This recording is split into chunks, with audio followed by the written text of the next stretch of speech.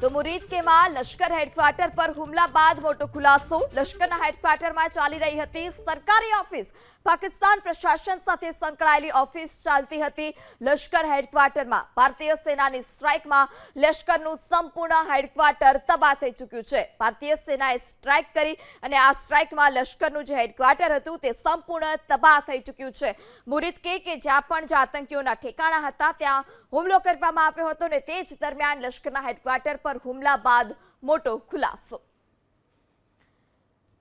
તો મુરીદ કેમાં લશ્કર હેડક્વાર્ટર પર હુમલા બાદ મોટો ખુલાસો। લશ્કરના હેડક્વાર્ટરમાં ચાલી રહી હતી સરકારી ઓફિસ। પાકિસ્તાન પ્રશાસન સાથે સંકળાયેલી ઓફિસ ચાલતી હતી। લશ્કર હેડક્વાર્ટરમાં ભારતીય સેનાની સ્ટ્રાઇકમાં લશ્કરનું સંપૂર્ણ હેડક્વાર્ટર તબાહ થઈ ચૂક્યું છે। ભારતીય સેનાએ સ્ટ્રાઇક કરી અને આ સ્ટ્રાઇકમાં લશ્કરનું જે હેડક્વાર્ટર હતું તે સંપૂર્ણ તબાહ થઈ ચૂક્યું છે। મુરીદ કે જ્યાં પણ જે આતંકીઓના ઠેકાણા હતા ત્યાં હુમલો કરવામાં આવ્યો હતો ને તે જ દરમિયાન લશ્કરના હેડક્વાર્ટર પર હુમલા બાદ મોટો ખુલાસો।